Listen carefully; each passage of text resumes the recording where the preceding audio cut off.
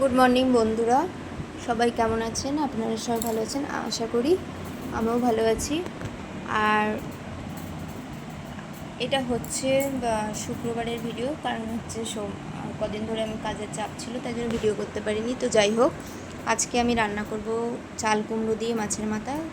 কালকে ফ্রিজে এই 3টে মাছ আমি রেখে দিয়েছিলাম আর ডিম রেখে দিয়েছিলাম, তো আজকে সেটাই রান্না করবো। এদিকে কড়া গরম করে দিয়েছি। আর আজকে বাসন দেখুন, চায়ের বাসন রয়েছে, সকাল থেকে বাসনগুলো মাজতে পারিনি। আর এখন মেয়ে তো ঘুমাচ্ছে, তাই জন্য বাসনগুলো আস্তে আস্তে করে মেজে নিচ্ছি। আমার সংসারের এই যে কাজগুলো আপনাদের কেমন লাগে অবশ্যই কমেন্টে জানাবেন। আর এই কদিন ধরে মানে খুবই কাজের চাপ যাচ্ছে, কারণ জানেনই তো আমার সামনে অনুষ্ঠান আছে একটা, তাই জন্য একটু ঘরদূর ভালোভাবে পরিষ্কার করতে হচ্ছে। যেখানকার জিনিস একটু অন্য জায়গায় সরিয়ে দিলে এবার জানেন তো সেই জায়গাটা নোংরা হয়ে যায়, তাই জন্য একটু খুবই লেট হচ্ছে আমার ভিডিও দিতে, কারণ কালকে আবার করিনি।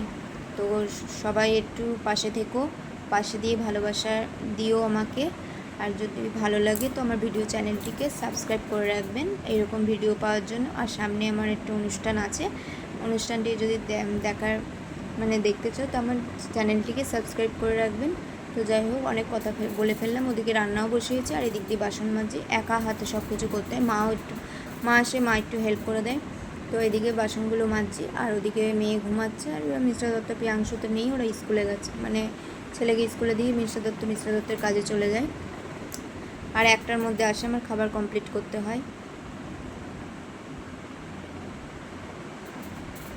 তো কী হয় না হয় আমি সব কিছু ভিডিও আপডেট দিতে থাকবো আপনাদের সামনে।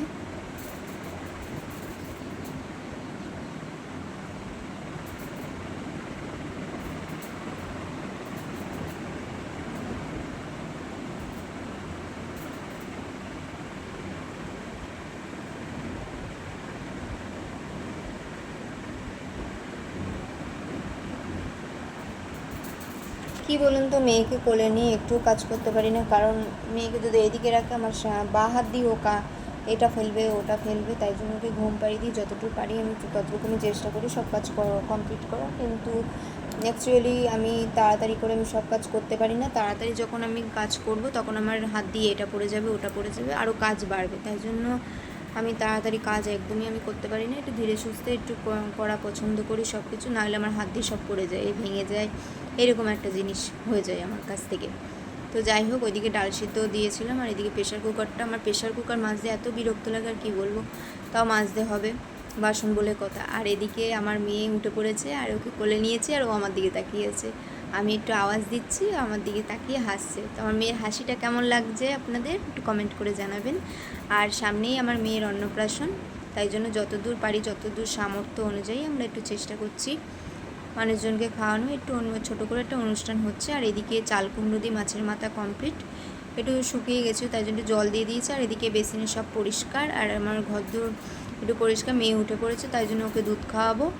অ্যাকচুয়ালি আমি ওর এখনও 7 মাসেও পড়লো, আর ওকে আমি দুধই খাওয়াই, তাছাড়া এখনও বাইরের কোনো খাবার আমি ইউজ করছি না। 7 মাসে অন্নপ্রাশনটা হয়ে গেলে তারপরে আমি আস্তে আস্তে ওকে ভাত খাওয়াবো। আর এদিকে বাইরের ওয়েদারটা একটু রোদ্দুর উঠেছে, মানে খুব সুন্দর, তার মধ্যে জামা কাপড়গুলো যা ভাবছি শুকিয়ে যাবে। আর এইদিকে হচ্ছে চাল কুমড়ো মাছের মাথা প্রায় কমপ্লিট, ধনেপাতা দিয়ে দিয়েছি। আর এইদিকে যেই 3টে মাছ ছিল ওই মাছ দিয়ে আজকে একটু ঝোল করলাম, আর এই যে ধনেপাতা দিয়ে রাখবো। তো আজকের ভিডিও কেমন লাগলো কমেন্টে জানাবেন। সবাই ভালো থাকবেন, সুস্থ থাকবেন, আর দেখা হবে নেক্সট